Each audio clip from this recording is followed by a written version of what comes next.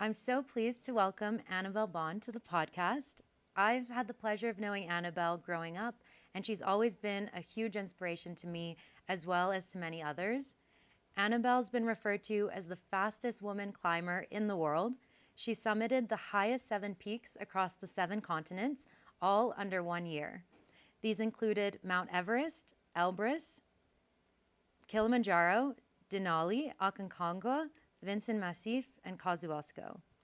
She was once afraid of heights, yet Annabelle went on to become the first woman in the world at the time to achieve this incredible feat. Welcome to the podcast, Annabelle.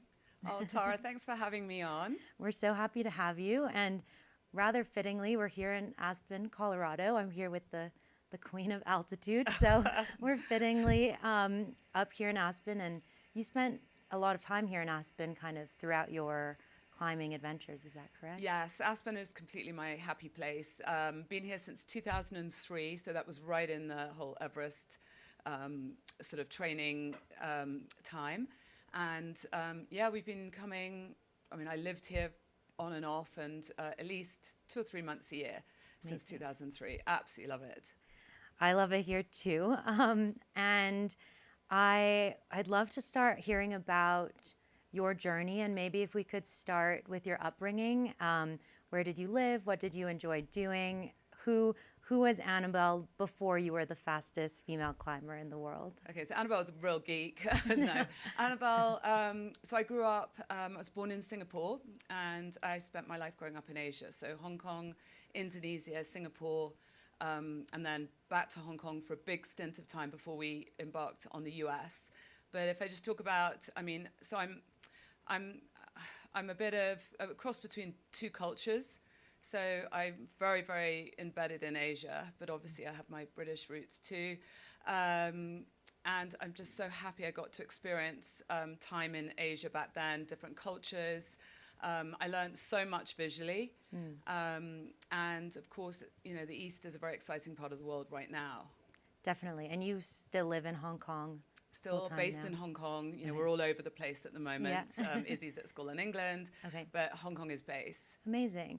And so when you were younger, I believe you spent the majority of your time in Indonesia and Hong Kong? Yep. So Indonesia was, pretty amazing. You've got to imagine Jakarta. I'm a little old. Jakarta in the 70s. And, I learned so much about, that volcano, Krakatau. We had a beach house down there where we learned to surf.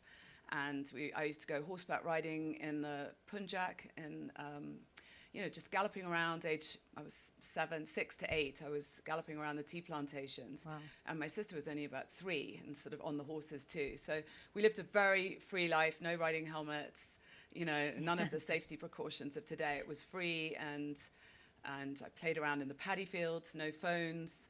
So very basic, but amazing childhood there. Definitely. That's amazing. So was that kind of where your love for the outdoors came from? You were very comfortable in the outdoors, it sounds like. I think every day was sports. I learned to swim and run, and my whole life revolved around sport at an early age, albeit fun. Yeah. So yes, I was mad. I did horse riding, I did surfing, I did swimming. And actually, my parents wanted us all to be proficient at the social sports. And he kind of queried that, but then thinking about it, we all had to be proficient at swimming, tennis, horseback riding, skiing, sailing, and golf. Wow, that's amazing. I can't say I appreciated sailing lessons on the Norfolk Broads in England in minus whatever degrees with Captain Anthill, who was about 100. So sailing, fair. Probably I left that alone. Sure. But actually, in hindsight, it's a great gift to give your kids because you can really get involved in so much. Definitely. And you've talked a lot about the importance of grit and the importance of competition. How did that come out in your early childhood? Was there someone in your family that really ingrained that in you? No, not really. But I just think when we grew up, it was a lot tougher than I can see from my daughter today. The schools were really strict. I got spanked at school. I got hit with a slipper. Definitely wouldn't happen today. You would never have that today. So grit, I don't think it's something. I think it's something that it's already within you, and it's a product of your environment. I was always very competitive, but that was just, because healthy competition is something that I think is really important. And I notice it's not really around today, but it was a huge part of my youth. Definitely. And I believe your grandmother was a climber. She influenced you early on, or that kind of came later? No, she was always an inspiration. I remember looking at pictures of her on little pulleys going across river crossings in Nepal. Wow. This is like 1929. And women didn't really do that. She went off on her own as a doctor on an expedition. So was she climbing? No, but she was up at altitude. Right. And I have these amazing pictures. She had, she got given a snow leopard as a token, from the locals. And in my mind, she's always a pioneer of adventure travel and exploration and an asset to women, quite frankly. Definitely, definitely. It seems that you both really paved a way for women in that world. So I think she had it a little tougher than me. Her outfits were far more basic. Okay. Yeah. Maybe not. Gore-Tex wasn't around then. Sure. Yeah. No shades of pink probably back then. No. And maybe a good time to also just touch on your father was also, he's now the ex-chairman of HSBC. Was he kind of hard on you, pushing you? What was that dynamic like? So Dad's been a huge inspiration in my life. We had the traditional upbringing of where my father worked. My mum was very much looking after us at home. That being said, we got shipped off to boarding school at 8. So was it her or the school that brought us up? No, I'm joking. My dad's work ethic, it's interesting, his path to Asia, just briefly, his parents couldn't afford to send him to Oxford, so he got a scholarship and he ended up going to California to a school in Santa Barbara where he thought he'd died and gone to heaven.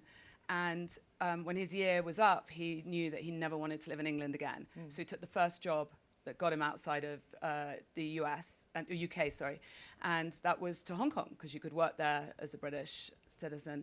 And he literally started putting, mailing out checks. He was in charge of current accounts in Hong Kong. Wow. And then he sort of got separated from the crowd when he took his banking exams, and he came top in the world in his category. So that led him, and he worked his way up the bank from the very bottom to the top.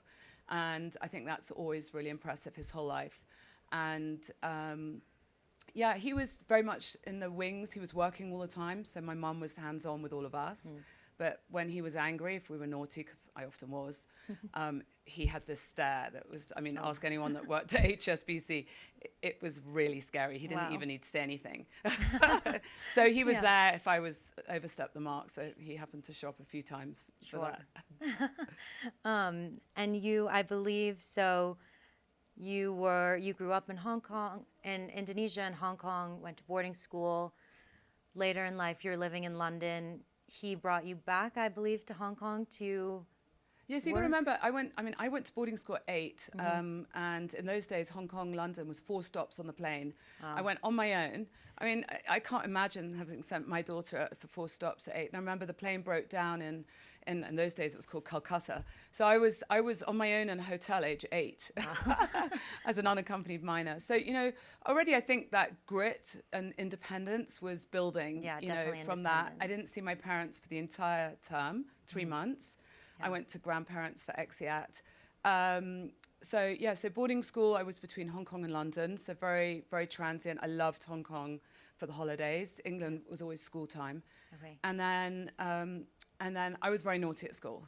Okay. And actually, if you asked me what one of my big regrets in life, it was not working harder in school. To everyone out there, work hard in school. It really, I happened to take a different path, but it's an important part of your life. And I was so naughty. And so when I finished school, I was tooling around in London. I was working for a concert promoter. Okay. Actually, I was first an assistant to a construction conglomerate, and I drove him mad. I would be like, here's Mohammed Al Fayed on the phone, and cut him off. And anyway, I think he kind of found me funnily endearing. Okay. But then I went into the music business, and I was kind of sort of in no man's land. And my dad's like, right, get back to work in Hong Kong. Okay. And I moved to Hong Kong and I started a career in real estate. Okay. And you at Savills? I was it was called First Pacific Davis. Okay. I was there and it became Savills. I was there for it. 10 years.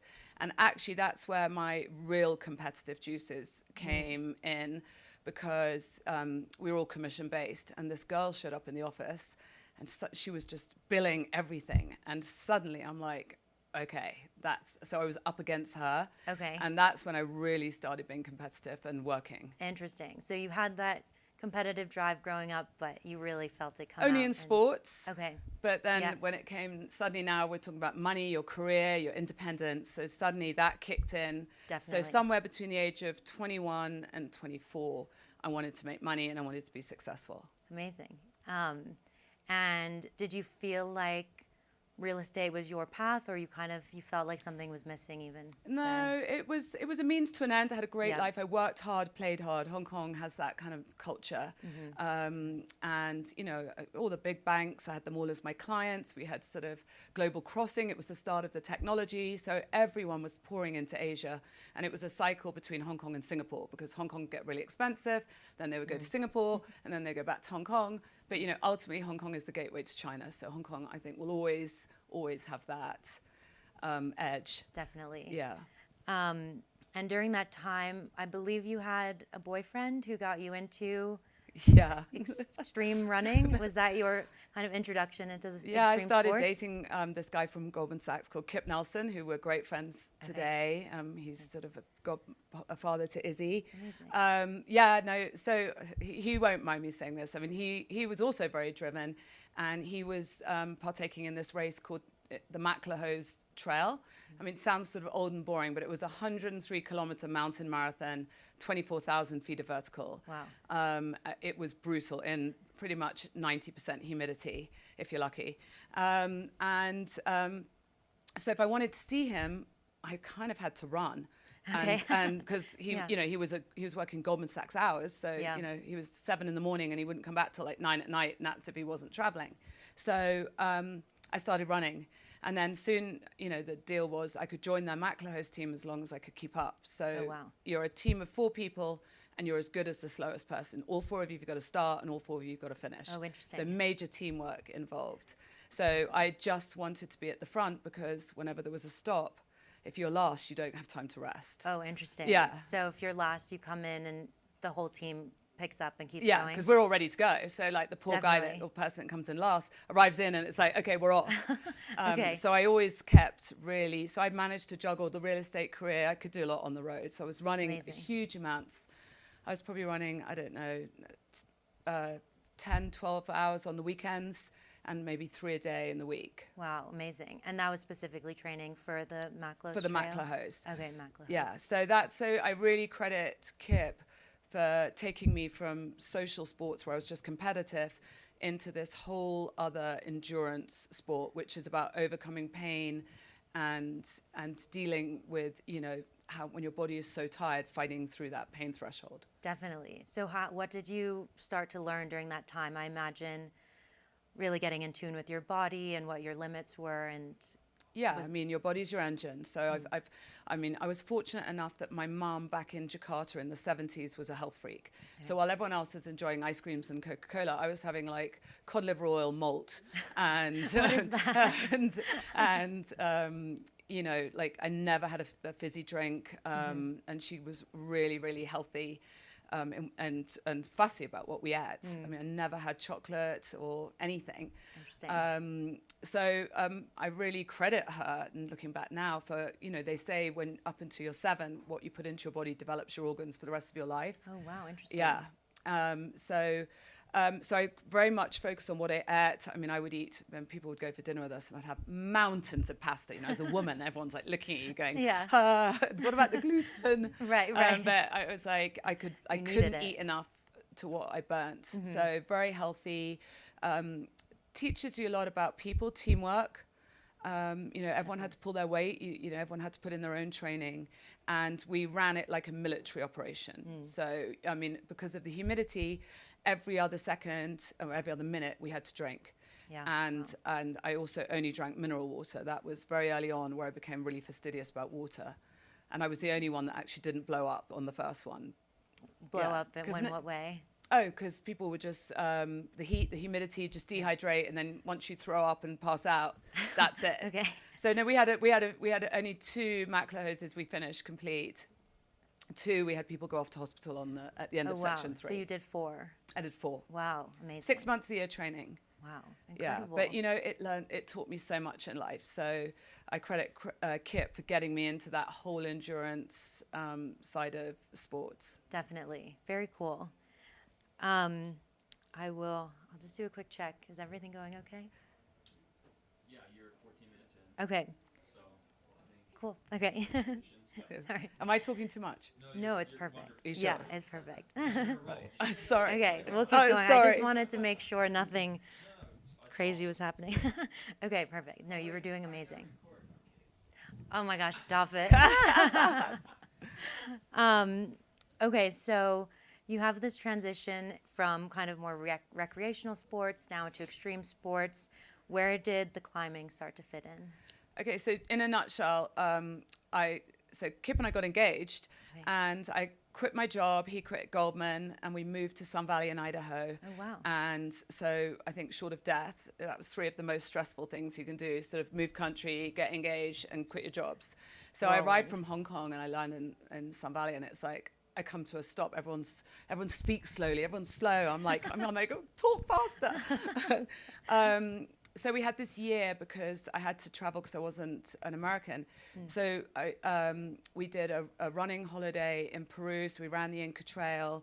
It was my first time. We went to Nepal, and we trekked to Everest Base Camp, and we were so AAA. We raced each other. You know, Wow. it'd be, what's the fastest time anyone's done Kalapatar? We'd set our watches, and it would be like, okay, we'd race each other to the top. Wow. Who would win? We don't have to reveal that. Occasionally I would. My mum would Okay. be, just let him win. I'm like, Really? no. But he was very strong. Yeah. And then we went and did Aconcagua, which was my first ever mountain. Okay, And I yeah. remember we took a guide from Jackson Hole, and we took a guide local guide, and we arrive in Mendoza, and Kip's like, oh, I'm doing a really technical route. You do the other one. And I'm like, so now it's climbing my first ever mountain. I'm going alone with so I said, okay. So you did go separate routes. No. So okay. anyway,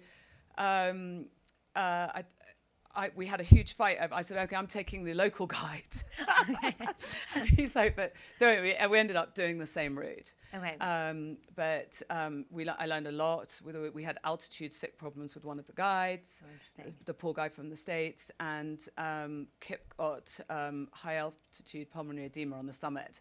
So he was in a terrible state, despite being very strong. And what is that? It's altitude. It's an Okay. altitude thing. He was sort of delirious, and we had to give him a dex shot. And he was super strong. I think it's because he did so much earlier on in the mountain. So that was the first mountain I ever climbed. Amazing. But I didn't. Backstepping. When we were in Nepal, I remember getting to base camp. And I looked up and I was like, there's no way I could Really? ever do that, ever.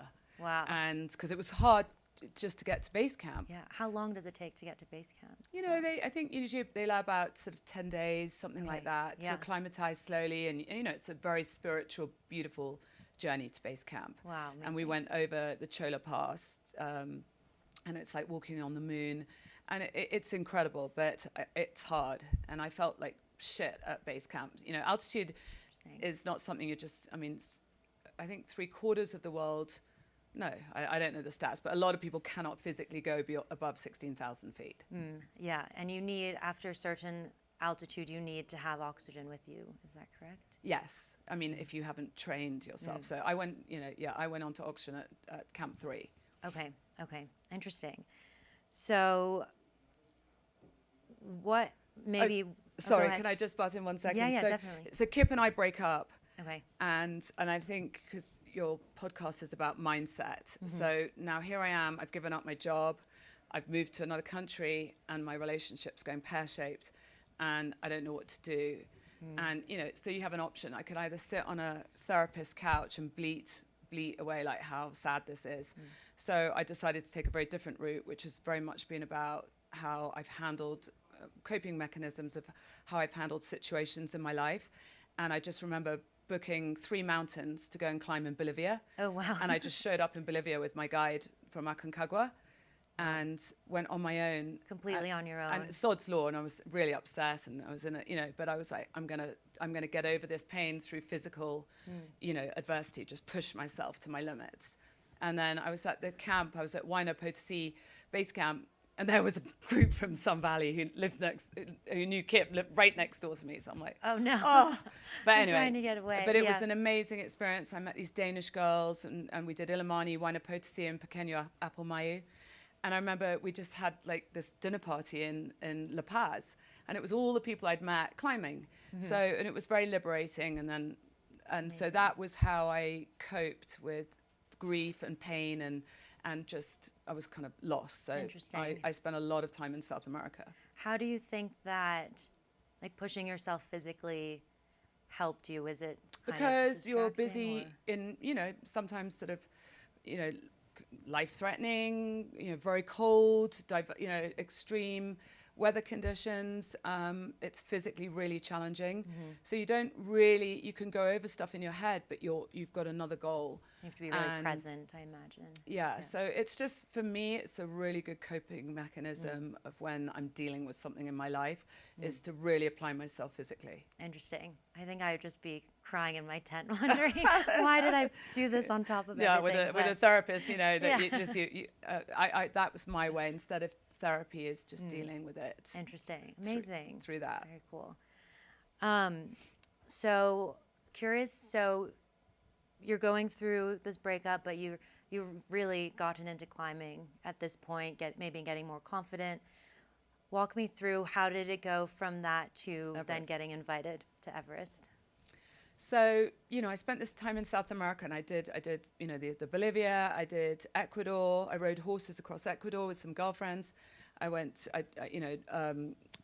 to Argentina, and then I decided I'd go back to London, and I was going to do an adventure travel TV show. So you got to remember, this is like 2003. So adventure travel wasn't really taking off back then. So I went with another girl, and we were going to do this adventure travel, but tell the history through sport and experiences of a place, and do a different side from normal sights and sounds.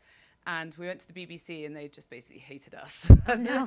You know what England's like. I mean, they told us to go. They said, go away and come back when you've done something with your life, kind of thing. I'm like, wow. I'm like, screw you guys. I then got the opportunity by chance. My mum was at a Hong Kong bank drinks and went up to talk to Andronico Luksic, who was chairman of Banco de Chile. And Dad had said that he liked to climb mountains, so she's like, just casually, like, my daughter likes to climb too. And he, before asking what had actually climbed, he's like, oh, would she like to come on a Chilean 204 Everest expedition? Mum's like, oh yeah, I think she'd really like that, thanks. Yeah. So she wakes me up the next morning and tells me this, and she's like, darling, I've arranged for you to climb Everest. I'm like, what, where, what? Yeah. Right. And I thought about it, and I'm like, you know what? Yes, that's an unbelievable opportunity, and that's one of my mantras. You've got to take every opportunity that comes your way in life. So I phone him up, and poor Andronico's now backpedaling, like, I don't want this like loser girl coming on my trip. So he's like, you've got to come to Ecuador, and we're going to meet the Chilean team, and we're going to climb Cotopaxi and Chimborazo back to back. So I'm like, okay. So I thought it was quite brave. I'm 33 years old, and I'm now flying off to Ecuador to meet a whole load of strangers. Definitely. And I'd gone from Saint-Tropez, where I've been hitting the nightlife and stuff, and training really hard in the day. So I land in... you were training in Saint-Tropez? I was running in the heat of the day. Everyone would be like sleeping in, and I'd be up running this mountain. That's not where I'd expect someone to be training. But cool. So I show up, and I come down with bronchitis. Wow. And I'm like, oh my God. And I knew that I had to climb these 2 peaks, otherwise he's not going to let me on the team. So I remember like hiding my antibiotics, and I coughed and coughed and coughed my way to the summit. Wow. And scarred my lungs. But anyway, I made it, and I got formally invited on the Chilean team. Wow, that's incredible. And I don't think they were overjoyed initially, but anyway, I proved myself, and I knew I just had to keep up and work hard. I'd love to zoom in on the moment where, so your mom's kind of come and told you you have this opportunity, and you easily could have just said like, oh, that's too much for me, or dismissed it. But you decided to call them up and say you wanted to join. I think you were talking about opportunity. A lot of people have opportunities that come up, but kind of start to have fear of failure, or fear of not being good enough, or am I getting myself in too deep? How did you kind of get past any of that kind of internal dialogue when you were actually committing to going and meeting the team? So I think the biggest thing that we're doing wrong in our lives is not allowing ourselves to fail. Failure, you can't be afraid of failure. And I failed a lot in my youth. I mean, I failed major exams. So I had to deal with failure at a young age. And I think that's really important, to learn and experience failure and to pick yourself up and move off on another path. Yeah. So I didn't fear failure, and it was this amazing opportunity. And I always say to everyone, you must take every opportunity. If you fail, who cares? Like, just do it. And so I was so laser focused. I mean, like, poor Andronico, he'll regret having ever said that to my mom. But I didn't fear failure. And I wanted to give it everything I got. Amazing. And so you get on the plane, you land in Ecuador, and there are these 5 Chilean men you've never met before, and they are probably wondering, who's this blonde who's coming with us now? What was that interaction when you first met them? Yeah, I mean, they really didn't want me to come, I don't think. But they were lovely, really amazing people, and I adore them all to this day. They were patient. I was called Gringa. Like, let the Gringa do this. Let the Gringa take the extra saucepan. Gringa, you go first over this crevasse. Not letting you have it easy at all. But no, I mean, I completely credit them for getting me Everest ready. And, we had some really tough training climbs down in Chile. And for some reason, the altitude feels much harder down in South America. One of the climbs, we were breaking trail up to here. Another, our campsite blew away.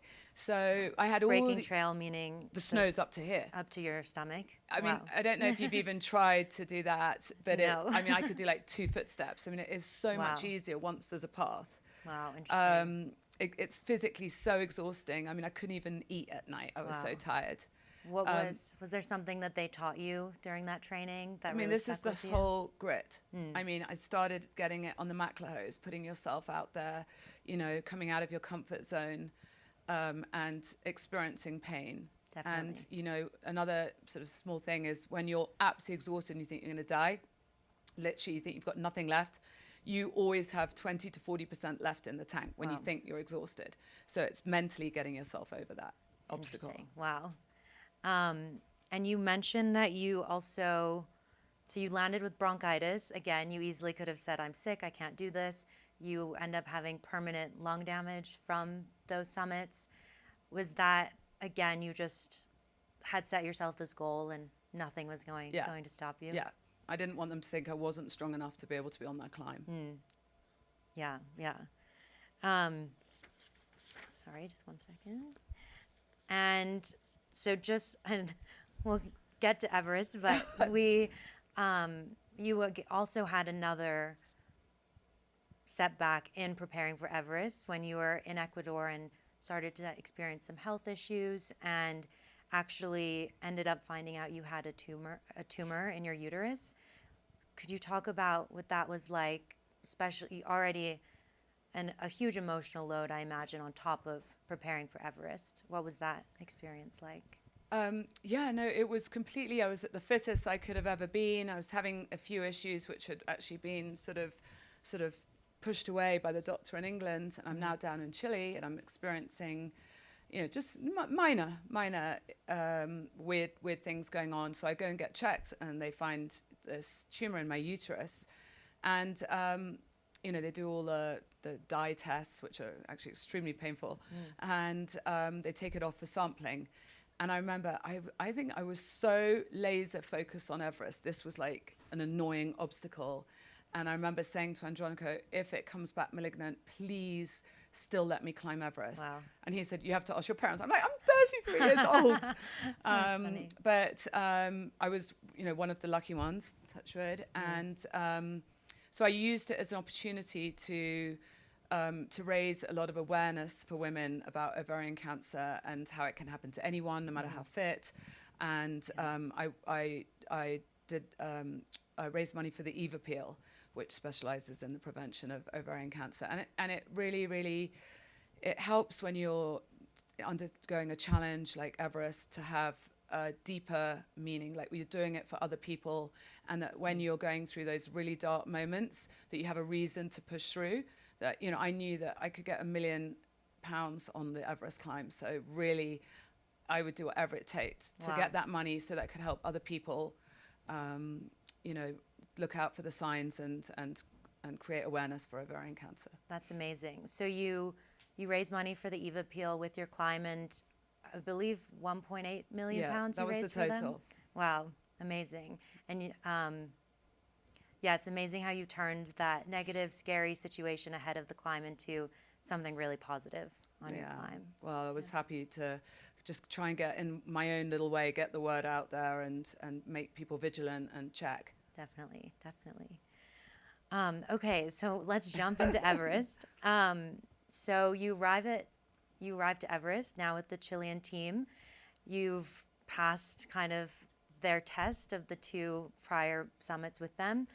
And you had mentioned previously you were there and never thought you could get past base camp. So what was it like showing up, and this time you knew you were headed to the summit? Well, I was showing up this time with a laser focus of I wanted to get to the summit. And so everyone was sick trekking in. We trekked in, we came back over the Chola Pass. We took 2 weeks trekking in. And then, Everest is such a daunting mountain. I remember, I think in today's world, it would be a panic attack the first time I went into the Khumbu Icefall because of my, for me, that was the hardest part of the mountain, because you're going over these crevasses you look in and you can't see a bottom. And so that's my fear of heights. You're on this rickety little ladder that's anchored by, an ice screw, which melts as the day gets on. So you never know if you actually fall, is that ladder going to hold? So that to me was the hardest part. So I remember going across the ladder, and combined with the altitude, I found it hard to breathe. So I was like, seriously panicky. But you get used to it. You go over, I went on my knees because my crampons didn't fit between the rungs. Oh, wow. My knees had open wounds on my knees, but From going I don't across. care. Anyone can laugh at me. I got to the other side and it got me across. So whatever it took, I used that because, then from then on, there wasn't so much vertical exposure. And so could you talk us through, you're going over, so the Khumbu Icefall, it's a rickety aluminum ladder over a huge crevasse, and you're on it, you're afraid of heights. What are you telling yourself as you're crossing? Well, firstly, I'm shaking. Like the whole ladder, I am literally on it like this. And I was just like, it's not going to happen to me. I was like, imagine, it's not going to happen to me. Just get to the other side. You literally had to isolate any thoughts of falling off the cliffs and just look at the other side and just aim there. Wow. And so it really is about controlling your mind. You have to control it like a vice, so that all those scary, thoughts of disasters are not coming into your mind at that present time. Because they say that, like, when you tell yourself not to think about something, you it's immediately impossible. You immediately think about it. Yeah. So did you have kind of a fixation point that you the would other go side? To? Yeah. My teammate, the other side, and it was just, don't even think, just get to the other side. Like, you have to control your mind. Yeah. And it is possible. Yeah. Whether people achieve that through a meditation or not, I just looked at the other side and I just went for it. Yeah. Amazing. And what was a typical day like on Everest? How long are you walking for? How much gear are you carrying? What are the camps like? Curious if you could paint a picture of what that journey's like. We were there for 6-7 weeks at base camp. So you've got to remember, you're living at 17,500 feet. So, if you have a cut on your hand, it won't heal. I mean, it's a very harsh environment. We all had the Kumbu cough, where you coughed. I mean, one of my girlfriends who climbed Everest a year after me coughed so much she broke 2 ribs. So just to give you an idea of how dry and arid, the air is up there. So when we were climbing, it was usually, you got quicker as it went on. But it started off like a 8-hour day. And you go, I mean, just in a nutshell, you go base camp, camp 1, camp 1 back down, base camp, camp 1, sleep at camp 1 down, base camp, camp 1, camp 2, touch camp 2 down, base camp, camp 2, sleep at camp 2, touch camp 3 down. So you're up and down the whole time. Interesting. I didn't realize you went back down. So it's because you're getting your body used to the diminishing levels of oxygen. So then we went all the way down, which was the most demoralizing part, down to 14,000 feet before our summit push. And then we come back up and then we go for the summit. Interesting. And you were talking about, so acclimatizing, you're getting your lungs ready to do the summit. How does that, because I know, like, for example, here in Aspen, the closest thing I've ever done is like the Highland Bowl.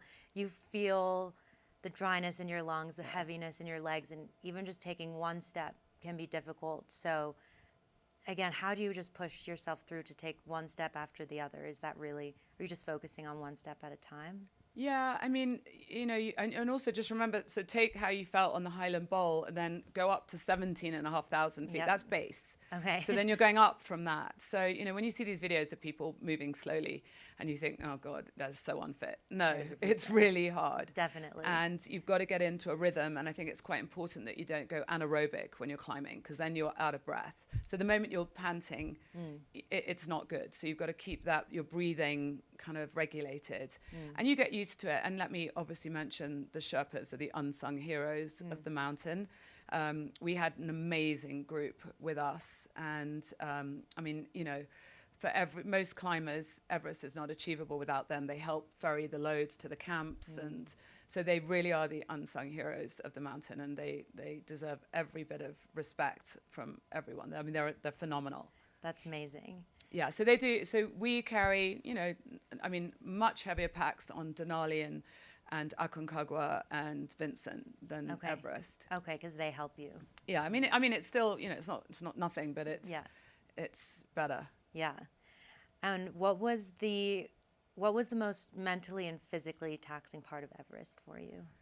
Probably our summit day. We had a few dramas that went on summit day. Our summit day was my summit day was 30 hours. Wow. Because we were the first team up, so breaking trail. So it was a very, very slow climbing, because we're going through snow like this. And we passing, I mean, seeing other people's bodies is not the best thing to see.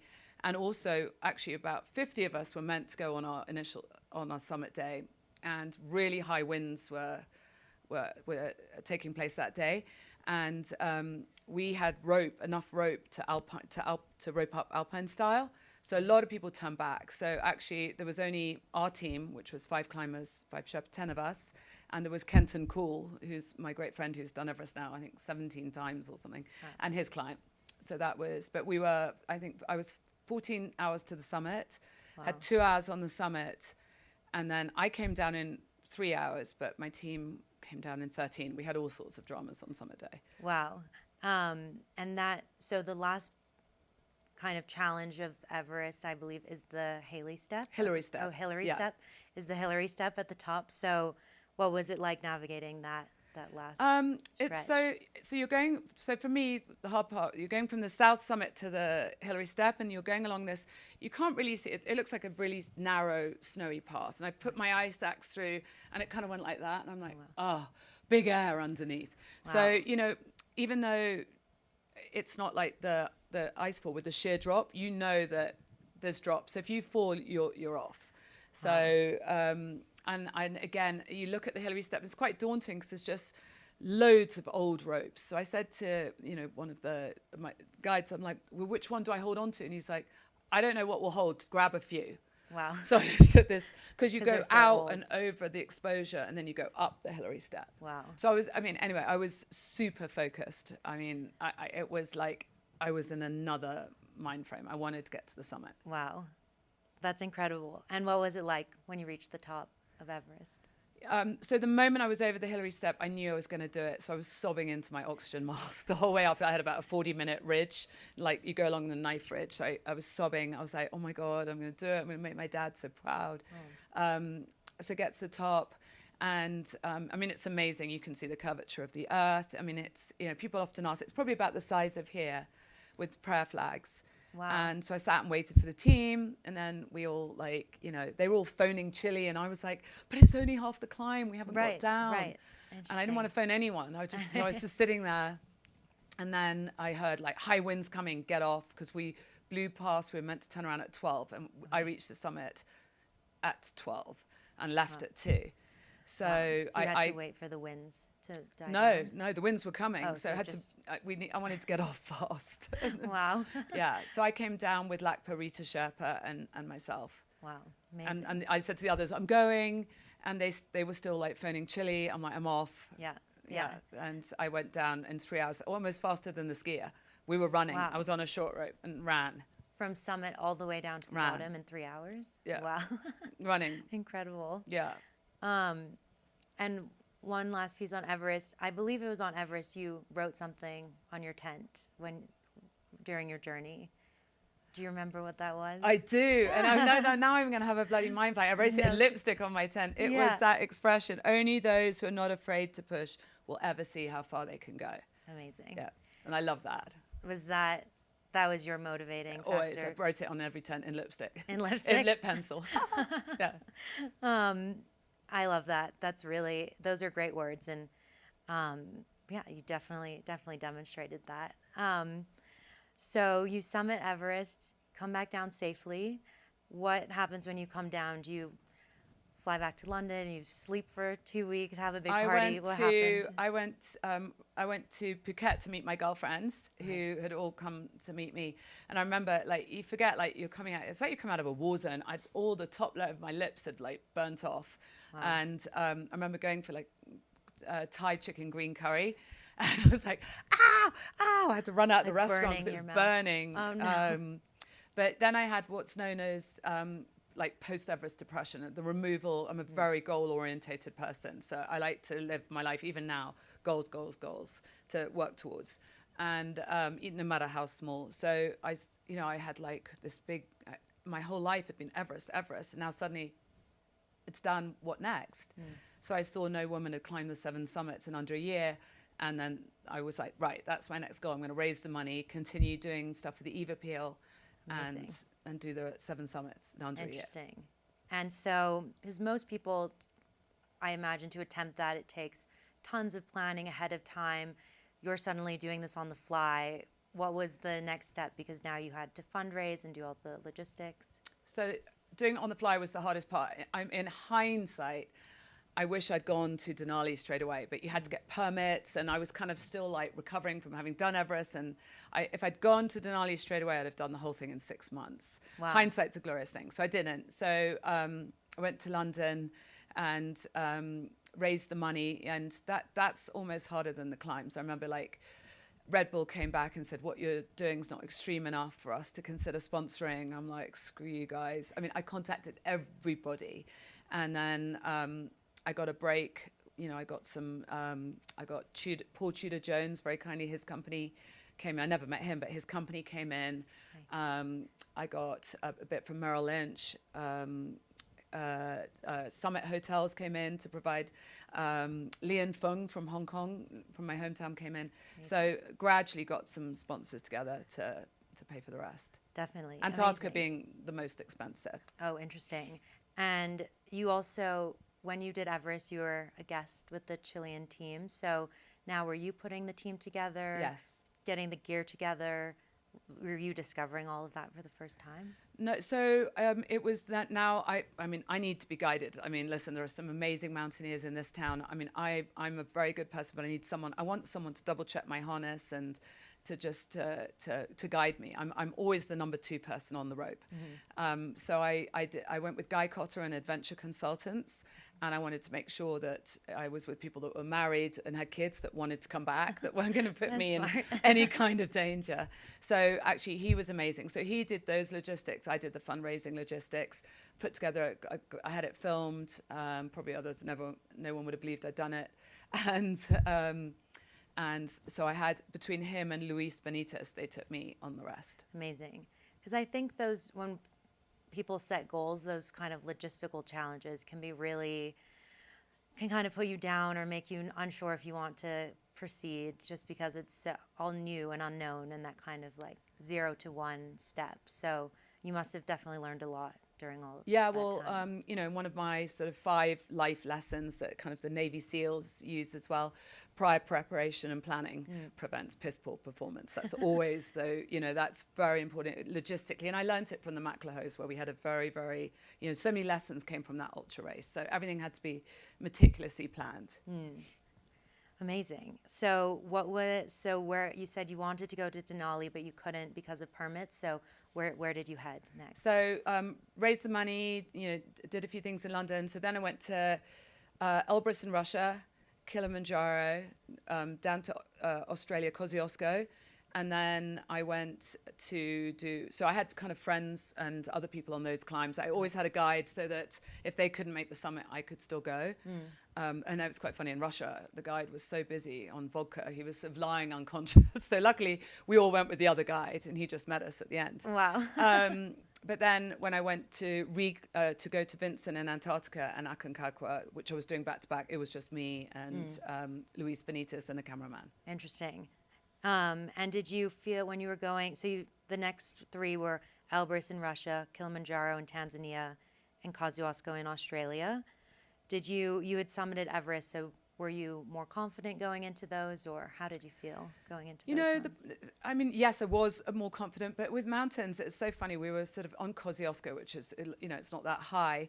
We were sort of, you know, taking the piss, going like, Durex is our sponsor, and, you know, just laughing and being silly. But actually, we get to the top, and there was this crazy wind, and we were all like, you know, cowering behind rocks. So my point is, you've got to respect every mountain. It doesn't matter, you know, they all deserve respect, because it's the elements that can come in out of nowhere and change, you know, your safety factor. Definitely. Straight away. Definitely. And so I think that ties in, the next mountain you then went to, Vincent Massif in Antarctica, known as the most remote, logistical nightmare, was the most expensive for you. So what was that like, going to Antarctica and doing that summit? So that I went with pressure, because I couldn't afford, in the budget I'd raised, to go again. So I kind of knew that I had to climb that. We had some Antarctica weather is crazy down there. So it's some very strong winds and stuff. So I was sort of, that I kind of felt pressure. And it's never really good to climb with pressure, because I think it can, you know, put the safety of the team at risk. I probably was quite annoying. My guide's like, calm down. But it's 24-hour daylight, which is I love, because you can climb whenever. And so eventually we got our window, and it really was probably one of the most special places. You know, I remember having summited and sitting there with a beer, waiting for the plane to fly us back to where we got the big plane on the glacier. And I know it was just one of those moments in time where you want to freeze the clock. You know, it's just beautiful and really amazing. That's incredible. And what is it like? You're in 24-hour daylight, so are you just setting the times to rest, or how does well, normally when you're climbing on like Everest, we get up at 3 or 4 in the morning. So we're climbing so that like the ice screws don't melt. So we're through the ice fall before the sun hits. So most of the climbing on normal climbs is done starting very early. So in Antarctica and Alaska, we had 24-hour daylight. So we could leave at like 9 in the morning, which is nice. Interesting. Yeah. Very cool. Anything else about that? Because I imagine the Vincent Massif in Antarctica, such few people go because of how remote it is. Well, then, yes, it was not that many people. We went in a Russian Illusion jet, which was just unbelievable. I mean, military aircraft. We had, we had cars down the plane. We had the loos coming back on the plane. And then I was rushing to Aconcagua. And this is where I made some mistakes because, this is where I was a bit overconfident. So I planned we'd go in by mule, we ride in for 3 days, and then we go base camp, camp 1, camp 2, summit out. And anyway, so we have mules that dropped off cliffs, I mean, these sure-footed animals falling off the cliff. I mean, I was like starting to get, freaked out, I was crying. All our gear's now in the river. Luckily, they made it. Oh, wow. So we get to base camp. I'm like, okay, we've got mules. Now my cameraman gets altitude sickness. I'm like, ooh. Then my other guide had to go home for Christmas. And then I get to camp 1. And altitude is something that you kind of need to train for. And Vincent Massif's only 16,500 feet. Now I'm going to 23. So I get rushing up to camp 1 and literally my lips are blue. Wow. And they're like, we're turning you around. I'm like, no, I refuse. They're like, you cannot climb yours. You're so oxygen depleted. So I took a rest day and then went for the summit. Wow.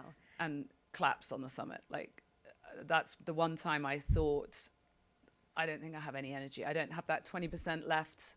At all. Really at zero now. So what happened at that point? Well, I lay there for about maybe an hour, and then I got 3 goo shots down me, and then managed to get down onto my own power. But what was weird, and it's so gross, I'm sorry to gross you out, but my feet had frozen in my boot, and I knew it wasn't comfortable, but I'd lost contact with them. So when I finally got my foot out, my whole nail had moved, and if you touched it, like juice would fly across the room. It was so disgusting. Wow. But all that mattered was that that was 6 of the 7 summits. So I'd I'd done it. 6. Yeah. And come out alive. Wow. So you said you went in perhaps overconfident. Then that was because you had done it before and thought, this will be And I'm easy. now like, I was Miss Everest. So, I mean, it immediately humbles you because I was like literally on the summit thinking, how could I ever have gone in confident? So while confidence is really important, overconfidence can be detrimental. Is terrible, yes. Yeah. And you also talked about in a previous interview, doctors actually say that it takes the human body 6 months to recover from Everest, and then now you're 6 months later on your 6th mountain on a 6th different continent. So it seems like throughout this, doctors have been telling you this, it was like physical limitations were coming up, but you kind of just never thought about listening to them, or? Luckily, I hadn't even heard that statement before. Okay. And I was you just get in the zone. I was so AAA. I'm goal orientated, and I felt good, and I was determined and driven. When you say AAA, what does that mean? Oh, I mean, just super disciplined, and I was on this very just exercise, achieving goals path. Yeah. I've eased up a little bit since then. It helps when you're not, have a kid or married or whatever. Definitely. It's all about you and your mojo. Yeah. And so I was probably selfish.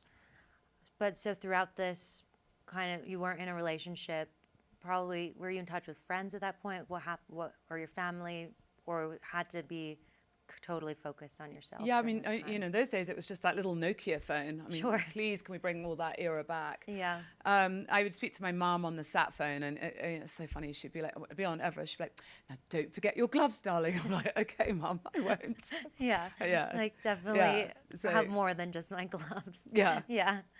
I was in touch. But what's interesting, and I had this whole year of enriching experience. I went to I'd never been to Russia, Africa, Australia, all different cultures, different experiences.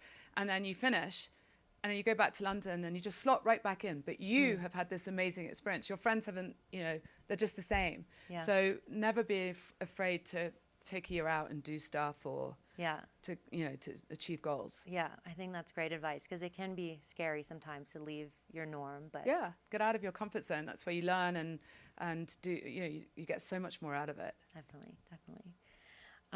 So the final climb of the 7 is Denali in Alaska. How did you feel beginning Denali and knowing it was the last summit you had to complete your goal? Yeah, I mean, it was tougher. We went at the end of April, so it's pretty cold. beautiful. And very, very icy, I remember, and very heavy packs. And then, so we get to our high camp. We've had to, you have to build an ice wall at high camp. And then they said, okay, we're going for our summit push today. And the weather came in, and I'm now front pointing on the side of this hill in the cloud. What's and front pointing? It's like where I'm on the side of it with my ice axe on the side, going sideways. Okay. Like with your kicking your crampons into the wall. And I'm like, this really doesn't feel right. Nothing is feeling right about this. And we're 6 hours into our climb. And I said, I need to go back. What didn't feel right? Just felt... Everything felt wrong. I was front pointing. We didn't know where we were going. Okay. So we go back to camp. And so I've had this 6 hour day. We're back in camp. I'm like, that's it. That's my record done. Wow. Because I imagine you have to really listen to your intuition in the mountains. Just didn't feel comfortable. Yeah. And I was like, I don't want to die. World records, not, So went back to camp. And then the next day was a bluebird day. And the guide was like, do you want to do it? Are you up to it? And I'm like, yeah. So it was a really long, hard summit day. And this is where we met these two brothers at about, so it's 8 o'clock at night, and we were going for the summit. And no, we had summited. So we had summited, which was amazing. I mean, it was hard, especially having done that big exertion the day before. And we were down at, just at the base of the final summit push, and we met these two brothers, and they were going up. So we were on our way down at 8 p.m. They were still going up. I remember thinking, that's weird. And they didn't have guides. It was just the two of them. And I was like, who am I to judge? I had a guide and a cameraman with me. So I'm like, I'm not going to say, are you okay? Are you safe? Whatever. Chatted, went back to high camp, and woke up the next morning, and they were dead next to our camp. Wow. So that really freaked me out. Yeah. And and talking about mindset, because I was so traumatized by what had happened to them and their bodies, when we're climbing back down on the ridge, I was so traumatized that I was overthinking. I could hardly, you instead of just walking like you would, I was all over the place. Like overthinking every step. Overthinking every step. Interesting, yeah.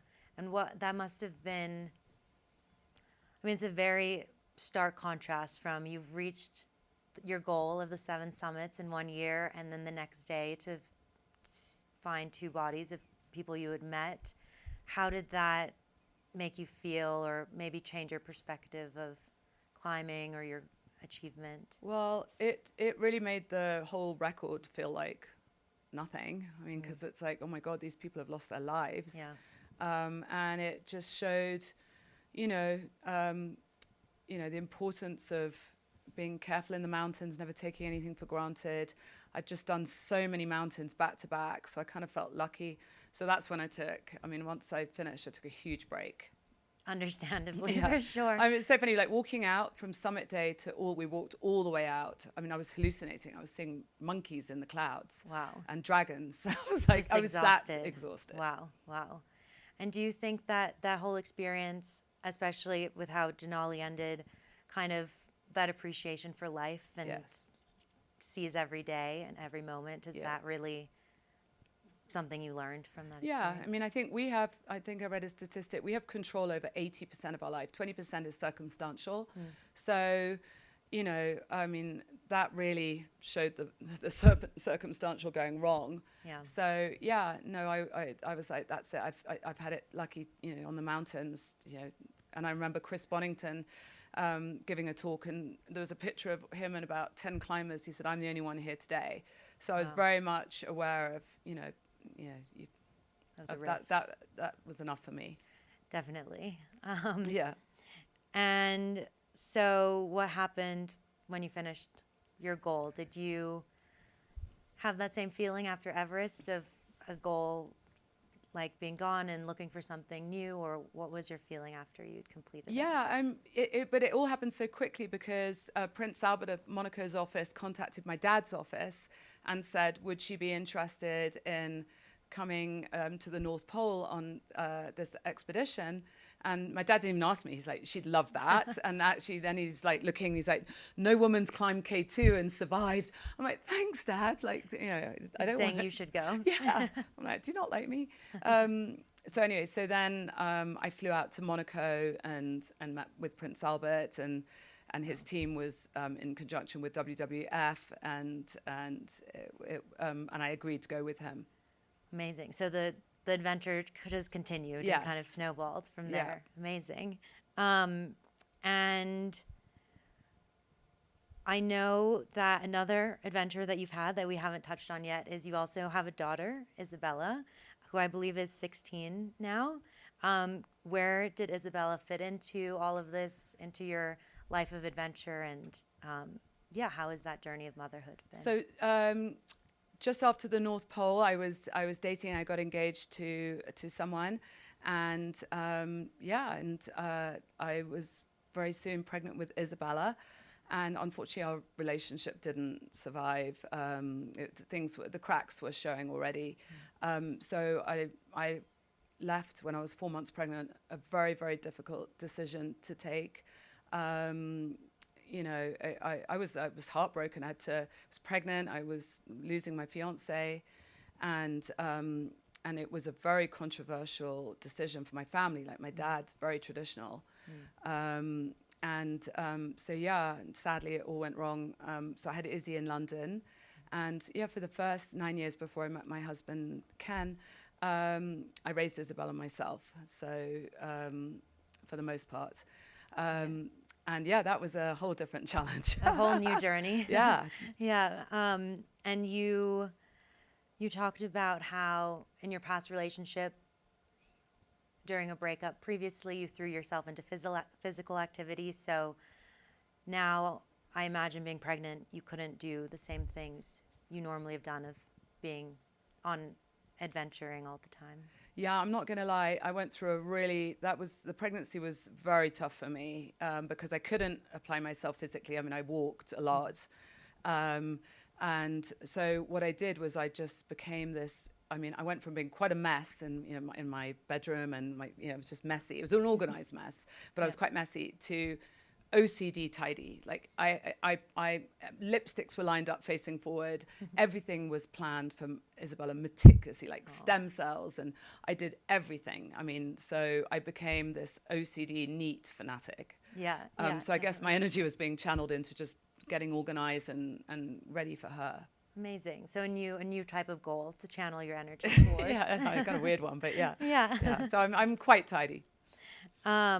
And now that you have a daughter, how does that change your perspective on the risks you take? Do you still do such death-defying climbs, or do you feel that that's now behind you? You know what was really hard is when I had Izzy, the longest time I'd been in one place was Everest Base Camp. And sort of these challenges and climbing and this, exerting yourself physically was so much an integral part of me. So now I had someone else that I had to put first. So I didn't really want to put myself, I couldn't just say, nanny or my mum, look after her, I'm going for 2 months climbing. Right. So I had to, and really be there for her. So the only thing I did after Isabella was I did 2 desert races, which was 250K across. I did Sahara and Namibia with a team of 2 of my great girlfriends.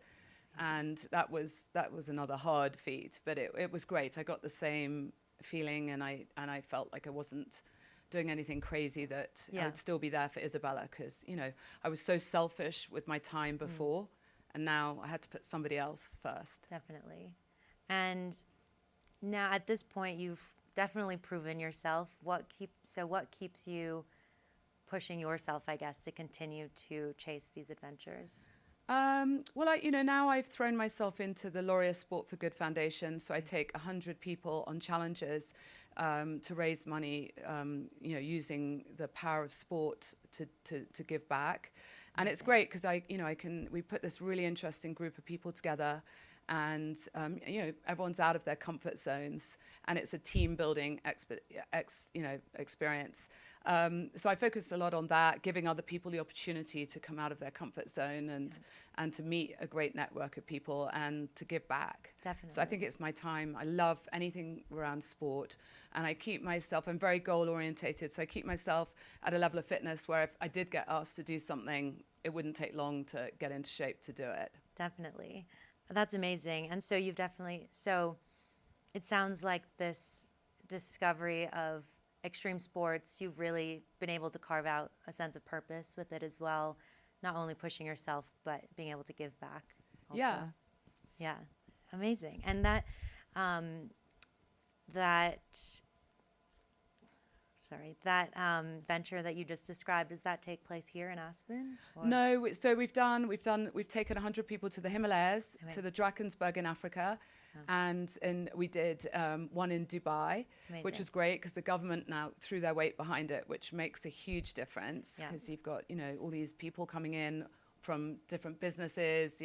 We had models, we had TV people, we had business people, we had, just anyone interesting. It was really great. Very cool. And you just walk and, you're in these teams and you raise money in doing something. So that's really rewarding. And as I said, I'm very goal orientated in how I think it's really important for people to be disciplined, to have goals. And I will just say, if you just exercise a little bit, it gives you those endorphins that make you far more focused and far more productive. So, like for kids, it's the importance of getting that exercise in off the phones and just living the old-fashioned way. Yeah. Off the phones. All Is these tech definitely a people are big probably one. killing me, thinking, And with Isabella, so it sounds like exercise, being active, being healthy is something you're instilling in her as you raise her. Well, you'll realize when you get to have kids, you can control them a little bit when they're younger, like what they eat and what their exercise. It's much harder to try and tell a 16-year-old what to do. I can take the horse to water. I can't make it drink. So, my main thing is that she knows that she's had this upbringing. She knows what's good for her.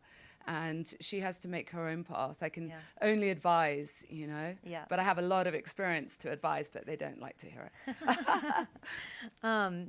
Would you want Isabella to follow in your footsteps and do some of these climbs herself one day?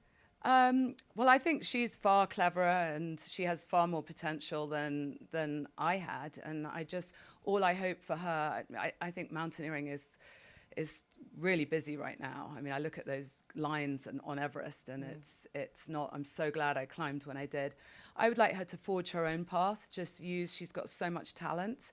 And, when you're a teen, you don't really know how to channel it. Yeah. I just hope she can use her talents to her own advantage, be happy, and what more can you ask for your kid, If she went into climbing, I'm not going with her. I guess so, as long as she's pushing herself, like that quote you mentioned. Yeah, taking every opportunity, and when you've been given a lot, like just give, make the most of it. Take every opportunity and give back. Definitely. Amazing. A few closing questions with what you've learned and kind of the advice you give. So first, what do you think climbing the 7 summits taught you, or what was the biggest gift that it gave you? I think the biggest gift was just experiencing all the different cultures, the countries, the people that you met along the way, and you're seeing everything. I don't think anyone would be going to Russia right now. I'm so glad I got to see it. It's a beautiful country. And so it's really experiences. You can't buy experience. So I really value that. And just how organized and prepared I was, that it forced me to be like that. Definitely. And what do you think it taught you? Well, I think I learned humility just from, going in overconfident and getting crushed. And I think I learned a lot how to get on with people better in your team. And it taught me to believe in myself and my ability to get things done. And at the end of the day, that's what creates the confidence that, I always think, there's all these women that fuss about like designer clothes and looking right, and I don't give a shit. I'll walk into anywhere in a pair of jeans, and at the end of the day, I've got a really good story to tell. And I think, and that's what I'm trying to tell Isabella, it's not about physical appearances. It's about what you can talk to people about and be interesting and that kind of thing. So I have a good story to tell. Definitely. So in pushing yourself, getting out of your comfort zone, even if you fail, you always have that confidence and a story that you can tell coming out. Oh yeah, and definitely never ever be scared to fail, because failure is just it's a lesson. It's just something that you learn, and you can just do something else. So that's the key. And I really think kids today are not learning to fail. And I think that's a big part. When they suddenly get to have a job, they're like, "Ah," you know, they can't take the stresses of what, you know, I learned at 8 when I was failing stuff, and you know, had my exam results read out in front of the whole class. Right. You know, everyone did. You didn't want to be last. They read everyone out. Yeah, that definitely would not happen today. No. And now you've gone through this journey. If you could go back and give your younger self one piece of advice, what would that be? Probably to have worked harder in school. And yeah, no, I mean, I'm very happy with what I've done. I've taken, I think, as many opportunities. I'd be more I wouldn't have smoked in my teens, and I would have worked harder in school. Good message to give. Look after your body. Yeah. Anything to your younger self who's going through the 7 summits? Any advice you would have given? Just don't give up. Listen to listen to your gut. Yeah. You know, the summit will always be there. Like, if there's anything that doesn't feel right, come back and do it again. Like, you can take risks, but don't do anything stupid. I mean, there's that saying, the mountain will always be there. Interesting. Yeah.